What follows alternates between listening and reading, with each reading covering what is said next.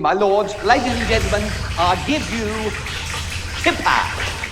Hello, thank you again for joining me here at Birds Books, where today we are going to be delving back into the Confession series, in this instance with the novel that went on to be the basis of the second film in the series, Confessions of a Pop Performer, ostensibly by Timothy Lea, in fact again penned by Christopher Wood, who was the man behind the first novel in the series. Now, Confessions of a Pop Performer was the follow-up film to 1974's Confessions of a Window Cleaner. However, the source novel of the film, originally titled Confessions from the Pop Scene, wasn't the second novel sequentially, which by this time had run to about 9 titles. Now, Pop Performer continues the misadventures of Timothy Lea, made flesh of course in the film by Robin Askwith, a man who's been described as the Brian Jones of the British sex comedy. Now, Askwith was in fact fairly well qualified to take on a musical role. He drummed in a band during the 1960s. He'd also knocked around with various luminaries of the rock scene of the latter part of that decade, and in fact seems to have been offered a hit on Jimi Hendrix's Joint one time after the guitarist had mistook him for Brian Jones. Askwith had also been in a love rivalry situation with, of all people, Phil Collins. Now, the change in title between the original and the film and the subsequent republished edition has been attributed to the comedy potential of the word performer. However, it's also noticeable that the respective plots of the book and the film vary in noticeable ways. One aspect being that the Timmy Lea of the novel, he goes through the entire narrative in his role as an assistant to his brother-in-law Sid in his pop management enterprise, and unlike his filmic equivalent, he never actually picks up an instrument in the book. The novel opens with Timmy sitting around at home getting berated by his weasel-faced old git of a dad for the dishonourable discharge that he's just received from the army, which would make Confessions of a Private Soldier his previous adventure to this. This venture having dissolved into the usual trousers round the ankles debacle, Tim is once again an unwelcome resident at his parents' in Scraggs Lane and is open to new opportunities. As ever, opportunity comes via his brother-in-law Sid Nogget, whose latest wheeze is Noggo Enterprises, a venture into the entertainment industry. Timmy is off to discuss this with him this very evening.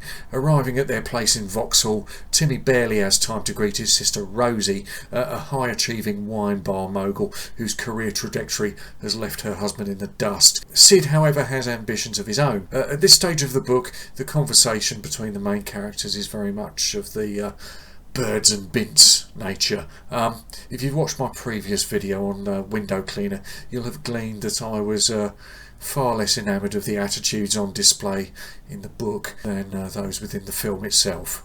Now, I wasn't exactly expecting enlightenment out of this one, but we'll see how we go. The latest of Sid's money-making enterprises is in the field of entertainment, and he has great hopes for his bratty firstborn, Jason, 7 years old and as nasty a piece of work as ever smeared its jammy fingers down the inside of your trouser leg. Sid figures that he needs an eclectic roster of acts which will appeal to every sector of the public. Sid is actively on the sniff for talent.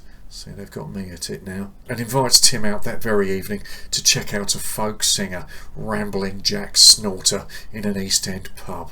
Rosie isn't back till late, but Sid has got an au pair on hand to look after the kids while they're out. I think we already know where that's going to head. This is the ultra-robust Gretchen, who we're informed has knockers like Swedish cannonballs.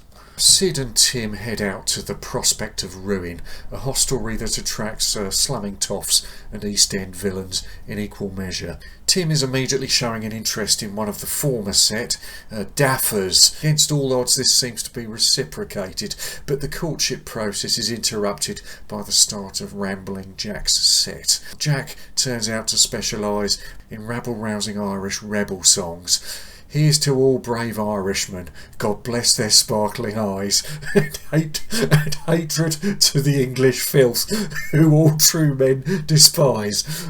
Couplets such as these earn Jack a swift defenestration at the hands of some irate East End dockers. As the place descends into carnage, Sid and Tim opt for a quick exit and decide instead on one of Rosie's plummier hostelries down in Fulham, named Plonkers, a more refined establishment in which the sound of the punter's upper-class rabbit would drill holes in the side of a battleship. Well, not much has changed over the years, has it? Timmy is surprised to see Daffers is also present, with her beau for the evening also in tow. Algie is rather the worse for wear, so Timmy gallantly offers Daffers to help get him home in one piece. Algie being out for the count, Timmy predictably makes his move, and we're treated to a fairly unlovely description of in-car fornication. Before Algie had not even bothered to get him through the front door, recovers consciousness and lively recriminations unfold. Timmy hightails it back to Plonkers and implores Sid to take him home. He's offered to kip over at Sid and Rosie's, but of course he's reckoned without the Iron Maiden Gretchen, who coerces Tim into a night of making frisky, and we're off again. The next morning, Sid and Tim talk business about the entertainment venture, and Tim is treated to a demonstration of Mini Groover Jason's delinquent talents. The little bastard looks like an explosion in a sequin factory, and he performs a snatch of his signature tune. Stomp on your mama, stomp on your pa, stomp on everybody with a ya.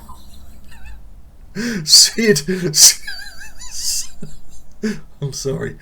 Sid sees Jason as one of the first mini-bopper neo-decadents. You remember how the Rolling Stones made the Beatles look like a load of fairies? Jason is going to make David Cassidy and Donny Osmond look like Hansel and Gretel. Kind of thought they already did. The first stop on Jason's career trajectory is a church hall kiddie talent contest, for which a reluctant Uncle Timmy is left in charge of the little brat. The audience proved to be an unruly lot, and Jason has been squeezed onto the end of the programme.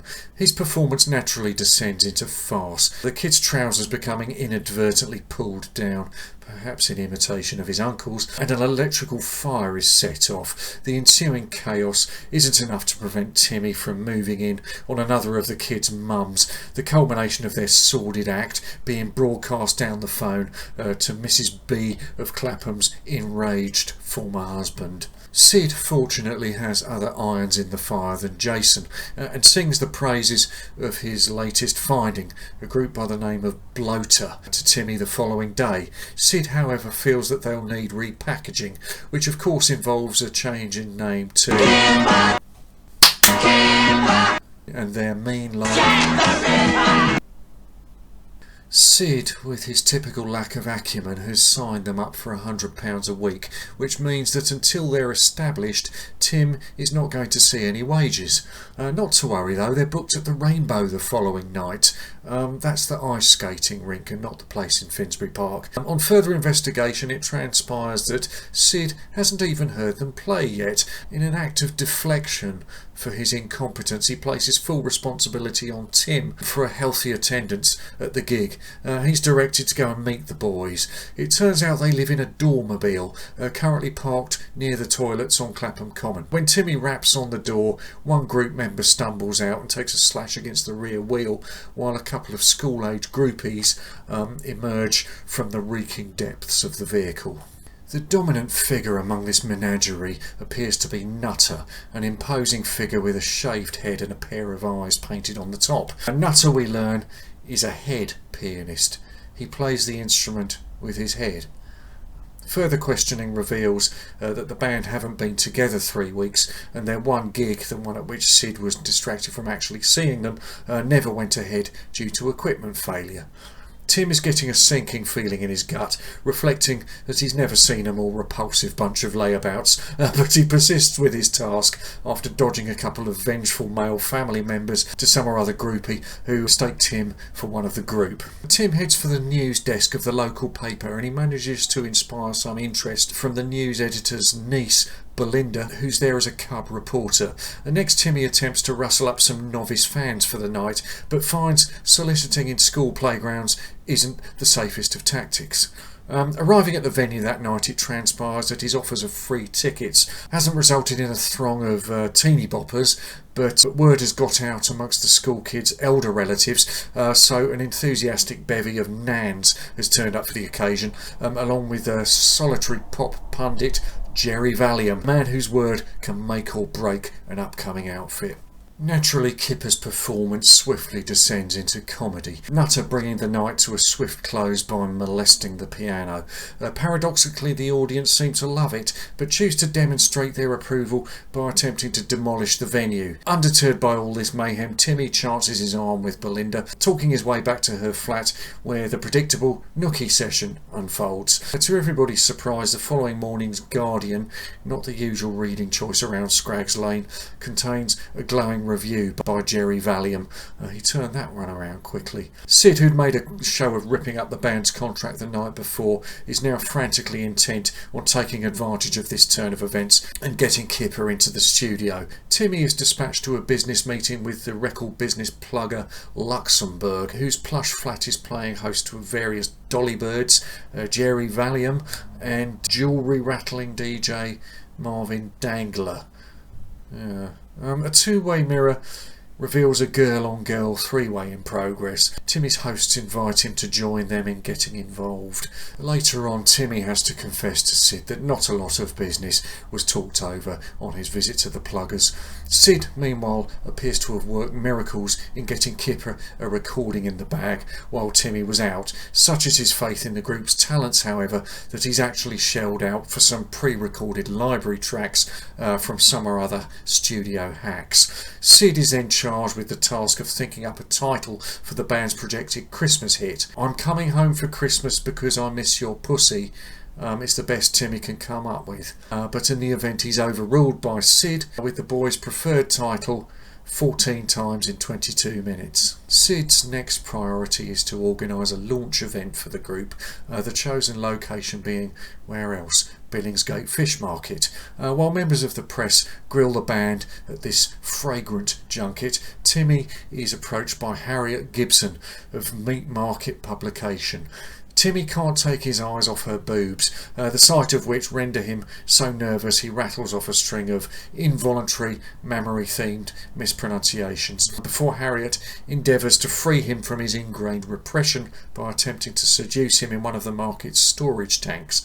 A deeply unsavoury scene follows in which delighted squeals reveal the eels. These events earn Kipper the tabloid headline, "Naked Harriet sparks off sex orgy riot." But publicity is publicity. Timmy's next task is to hike the band's chart ratings through purchasing multiple copies of the single from chart return outlets, a wheeze which some piece of totty has put Sid onto, a task for which he unwisely co-opts Tim's immediate family members. Timmy, operating at a more discreet level than his dad, who's blundering around buying 15 copies in one go, covers his tracks in one store by again employing his chat-up routine on the lady behind the counter. Just as they're about to get down to it, a phone call comes from Timmy's pissed-up dad trying to buy 15 copies of the record. Not that this puts Timmy off his stride. Back at Scraggs Lane, copies of the record have piled up high, but when Sid attempts to give a copy a spin, it turns out that they have been mispressed with Tiptoe Through the Tulips or Come Into the Garden Maud. Sid's totty has evidently put one over on him. On top of this, various members of the band begin showing up at the door, success having gone to their heads and bigger percentages being demanded. Trembler mentions that the band have a spot on TV's Pick of the Pops to be hosted by Ricky Nouse, which is news to Sid, but he rapidly improvises that this was all his doing. The big night arrives and Timmy is all excited about being in the same room as the exotic dance troupe Sadie's Ladies, who make my wife front steam up. Ricky Nouse is surrounded by a crowd of kids who he's regaling with some anecdote about one of the frequent visits he makes to hospitals, on which a young girl wraps her arms around him and calls him Uncle Ricky. The show begins after a titillating routine from Sadie's Ladies, and then Kipper are on. Naturally, this dissolves into farce within a matter of seconds. Nutters headbutting the piano routine triggers an explosion. This shorts out the studio lights, and in the darkness various rampant groupie types vying for his attention grab onto anything going in a frenzy of teeny bopper lust. Timmy fights his way through the throng, but you don't think he's going to get out of this one without his Hampton getting a bit of the action, surely. Timmy stumbles into Sadie's ladies' dressing room, where the dance troupe promptly get to work on Timmy's tackle before Sid crashes the party and grabs himself a share of the action. I haven't had a workout like that since we were cleaning windows. The record has got to number 49 in the charts, but Kipper's options seem to have rapidly dried up. Sid has another flash of inspiration though. He'll turn them into a supergroup. He'll do this by engineering a successful overseas tour that Kipper then can contrive to return from in triumph. If the tour is not successful, who is going to know? Germany is settled upon as a suitable territory, and when this is in the bag, Noggo Enterprises can then focus on their next up-and-coming talent, a sexually ambiguous pseudo-Bowie going by the name of Dyke Henner. Now, so far, compared to the tone of Christopher Wood's original novel in this series, Pop Performer hasn't transgressed too far in terms of dubious of their time attitudes. As we move into the novel's climax, the author does take the brakes off, rather. Kipper and entourage are to be couriered to Germany by charter flight, Blitzkrieg Jolly Tours, on a dodgy old crate piloted by Captain Muller, an excruciating comic book German caricature of the Achtung Schweinhund variety. For some reason, Wood has also written some Pakistanis into this as fellow passengers, absolutely pointless to the story other than as a device to squeeze in some rather poor jokes to the dialogue. Having somehow crossed the North Sea in this rickety contraption, a display of flickering lights marks their destination. Muller somehow discharges his passengers directly onto the autobahn while taxiing into another takeoff and crashing into a nearby factory. The ring of lights turn out not to signify some North European Woodstock, but a neo-fascist Fourth Reich rally, at which Kipper are expected to perform the Horst Wessel.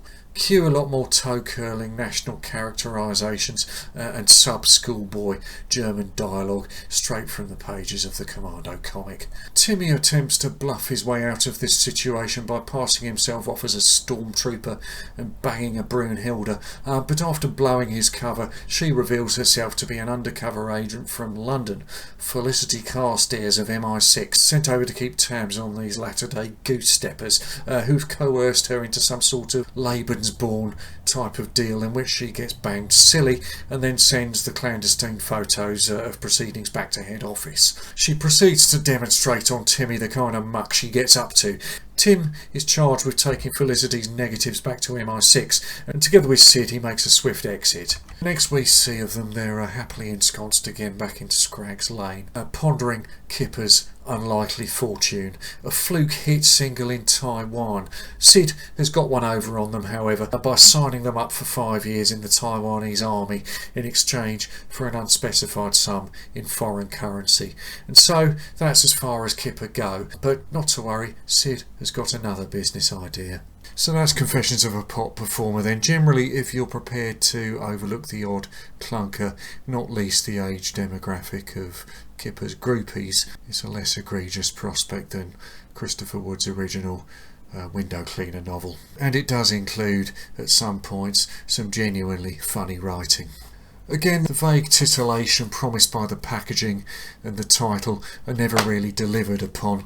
These books contain some of the most unappetising descriptions of the sex act that I've ever encountered. Entertaining as all this is, it's probably for the best that the plot was substantially rewritten for the purposes of the film, particularly the device of writing Timmy Lea into the band itself. The film itself tends to be fondly regarded as an entertaining piece of 70s pop culture kitsch, and Kipper, who are a far more developed group in the film, represent a curious fictional entree into the cult interest fields of junk shop glam and bother boy rock. The book itself, it's a fun sort of companion piece to the film, but not strictly a necessary one. Boy, can I pick 'em!